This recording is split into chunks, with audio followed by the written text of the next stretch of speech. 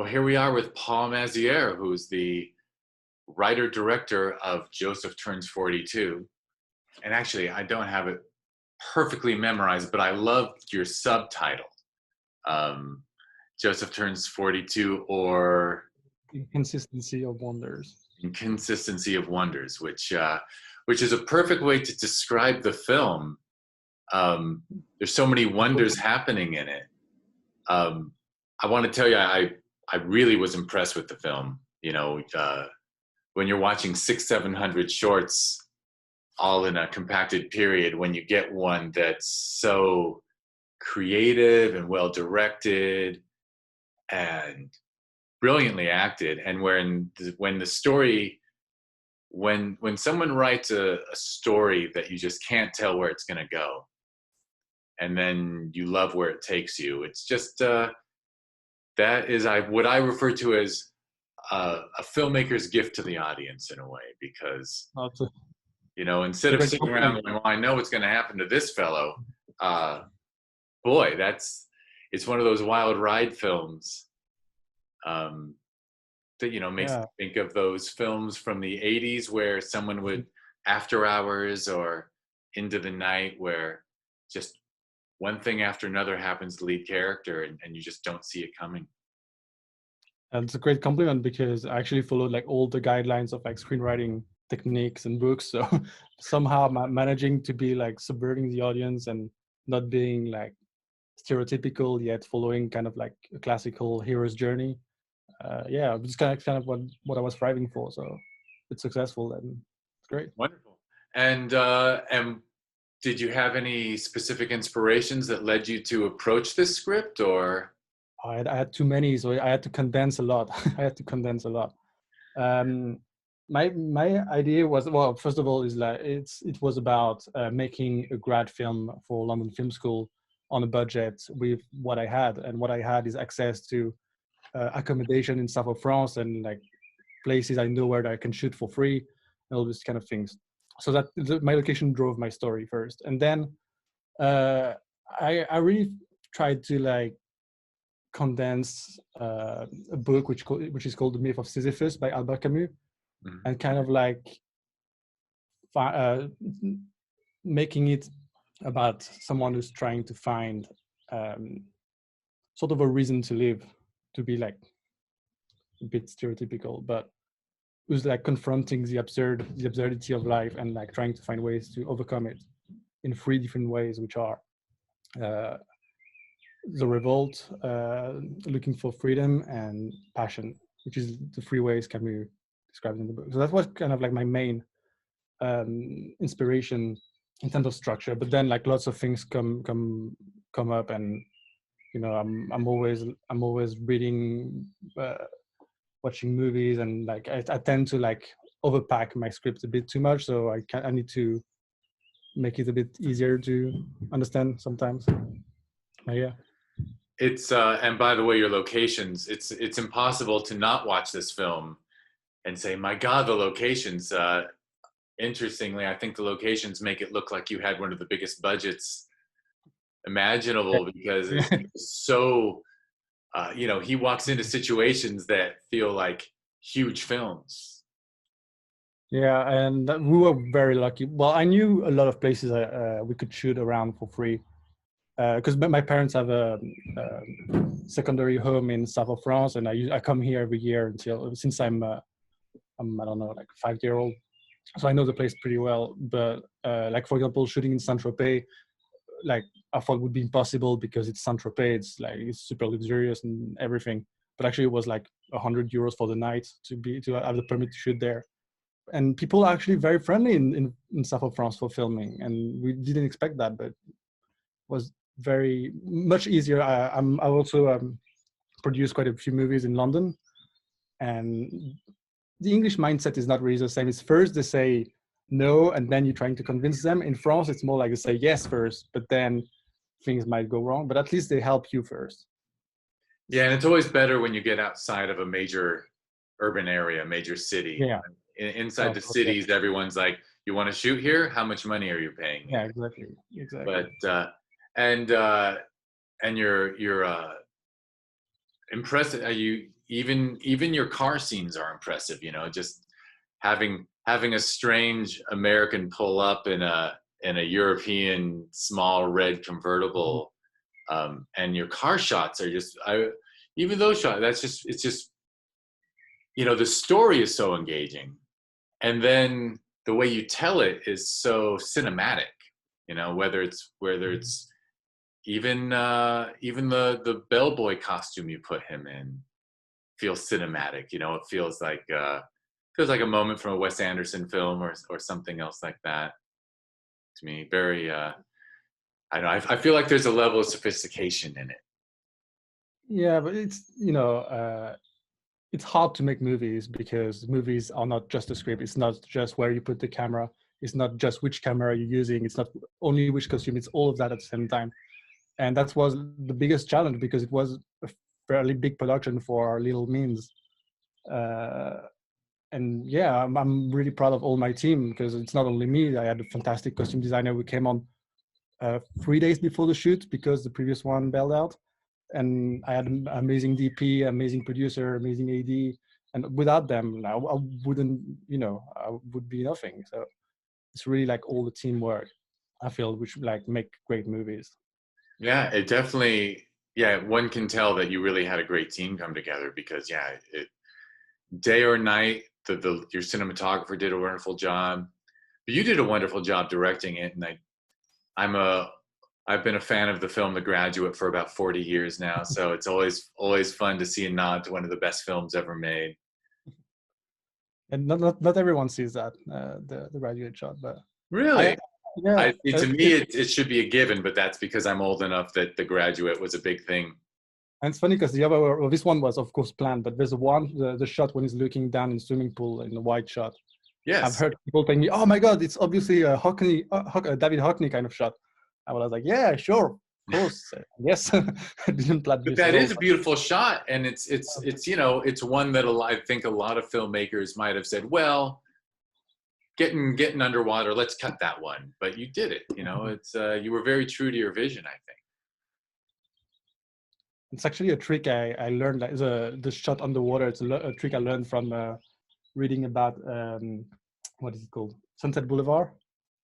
And this is a shot in Sunset Boulevard where you see from under the pool and you see the body floating and the policeman above.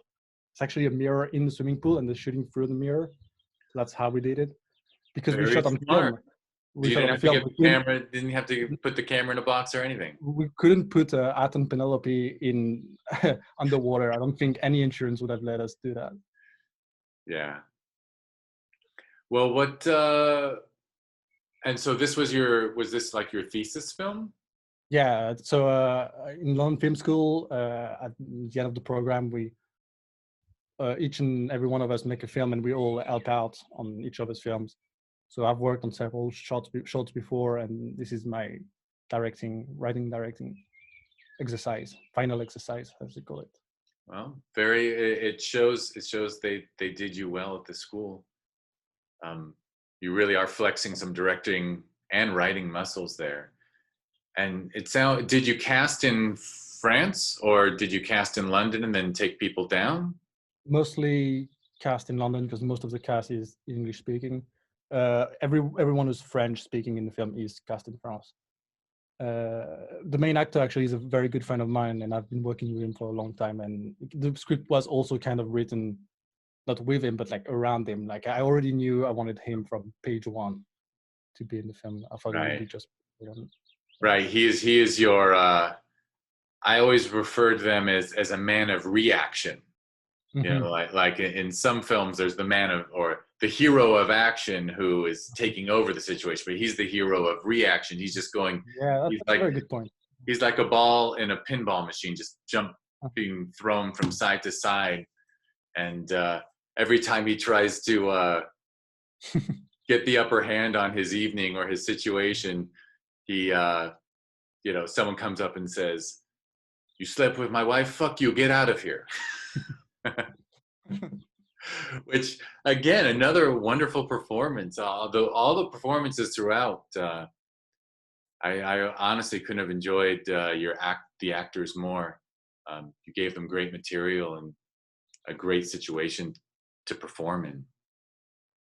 That's just great to hear. I'll tell them for sure. Yeah. No, I especially like the rich guys at the marina Mm-hmm. trying to compare dick size by credit card. Mm-hmm. It's actually this scene feels like very real. I'm pretty sure I've seen this scene in real life, and I don't know when or where, but I'm sure I've seen it before.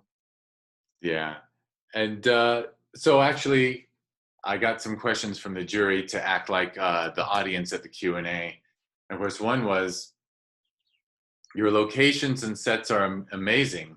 How long was the shoot? 5 days. That's pretty. So, and how many locations in 5 days? Like 15? You allow me to count? 1, Sure. 2, 3, 4, 5, 6. At least 6. At least 6, including, I assume, the Seven. road and I think 7. yeah, and every one of them looks great. Yeah, I mean, we were also very lucky because we had to shoot off season because South of France in July, August is packed and nowhere we can shoot around there. So we shot in October, and literally the last day of shoot at 8 p.m. pouring down with rain for 10 days, which would have been a nightmare, like a catastrophe. So, yeah.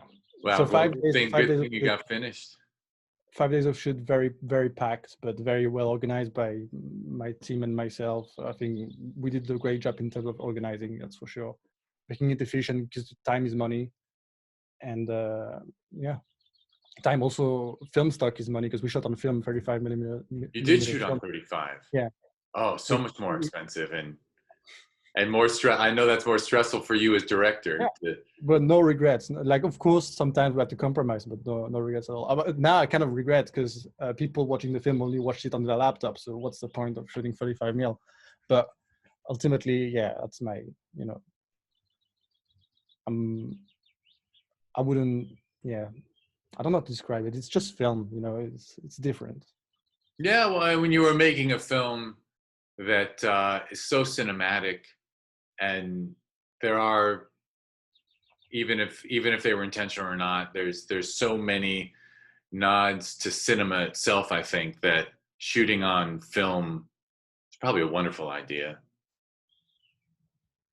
Yeah, and all my favorite films have been shot on film, I think. So like that wouldn't be comparable, I think. Yeah, I imagine that might be even an unconscious way that as I'm watching it, I just feel like I'm watching a classic.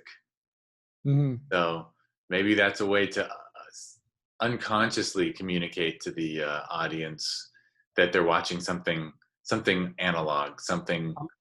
Yeah, I'm convinced when you're watching a film shot on film, whether you see it or not, whether you have like the technique to see there's grain and it's not digital, it's not fake digital, a fake film shot on digital. Somehow you kind of like lay back in your seat and you're more engaged. You're trying to watch really.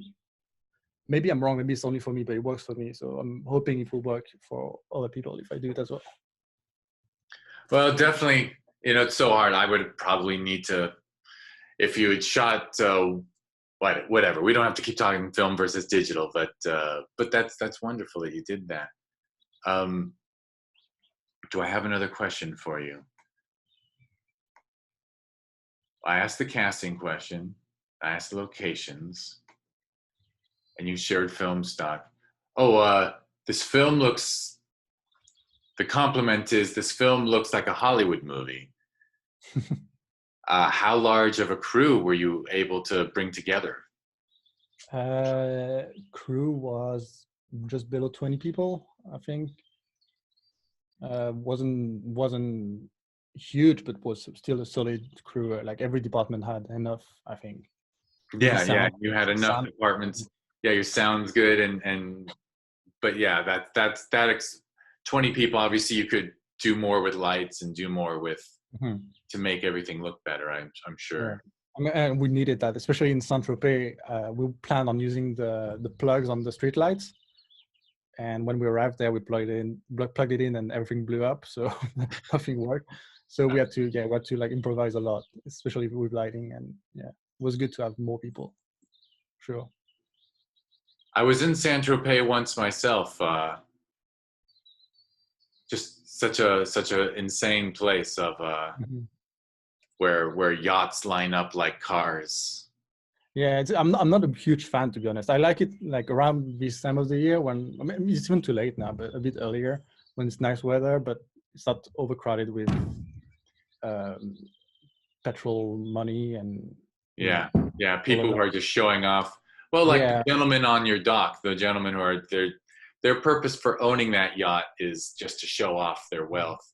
Except one yacht I actually saw once, and I was like, I've seen this yacht before. I don't know where, but I'm sure I've seen this yacht before. I don't know why. I don't watch like magazines about yacht or whatever. It was a long 2-mast boat, sailing boat, all in wood. And I looked back on the ferry, we were going back home, and I said, oh my God, I know where it's from. It's the boat from the lady from Shanghai. And it's actually this boat, and now it's like it's running around in the bay in Mediterranean. It's owned by someone, and yeah, they just go around. Beautiful. So, yeah, but yeah, it's mainly very big motorboats, not much. Yeah, there's something special. Even though I know the sailboats have a motor, there's something more beautiful, I think, about the sailboat, even though they burn gasoline as much as everyone else. Yeah. Well, before we wrap up, is there anything else you'd want to share about the making of the film? Or I assume it was well received by the professors at the London Film School. And yeah, I had some very encouraging feedback. I'm now in the process. It helped me meet people in producing side of filmmaking, and I'm now working with Karina, Michel, Feld, who's trying to help me develop the film into a feature. But apart from that, yeah, I would think you would be able to use this film as a calling card and say, here's proof that if you gave me enough money, I could do 90 to 120 minutes and make it look. It definitely is definitely something to make in 90 minutes here, or even more. Maybe a short film makes it not as successful as it would be in 90. In my opinion, it would definitely be a better film if it was 90 minutes than 15. Right, because you could get into the story more and get into that character's his midlife crisis. You know, it's my favorite part of film. It's not really jumping from this point of plot to this point. It's really what's in between. And when you're making a short film, you have to, condense a lot. But that's part of the deal. Yeah, and that's part of a film program is you can't do a feature just because you want to. Yeah. But maybe it's good because otherwise too many people would do features. So it's good to All right, well, thank you so much for logging in from France, and thank you for the film. It's really just a really impressive, wonderful work. Thank you also for... you have some fans in Los Angeles now. That's great. I'll be over soon. Thank you for having me, and thank you for programming us. I started watching a couple of films. I'm gonna try to watch all of them by the end of the program. Yeah, and we the last week I've been recording so many of these Q&As, so as soon as we get them recorded, we try to get them online. So there will be I think like 45 films to watch. So that's impressive. But also, like, the few I've watched so far, they all really have a specific ambience, and I really enjoy that. They don't feel generic, like the same camera, the same techniques. It's really like they all have sort of a voice. Yeah, and we as a festival, we tend to like a lot of different. We like eclectic films and films that cover a lot of ground. In fact, the person I'm going to speak to in about 10 minutes is also in France. And oh, really? He made this amazing film that involves the beach in France with an artist from Japan sketching naked men. So go figure, lots of different things. I'll check this one out. Yes, I recommend it, but I recommend all the films. Great. I will. Thank you, Paul. I'm gonna Thank you for have to hit stop just because I have such a busy day. But it was a having pleasure to meet you virtually, and hopefully someday you'll be able to bring a film to Los Angeles and show it in a theater when next year. there's no pandemic. All right. Have a great evening. No, wait, it's not evening for you. It's It's still early. it's Have a great day. almost lunchtime. Yeah, thank you. You have a good evening. Have a good luck for everything. All right. Bye. Bye.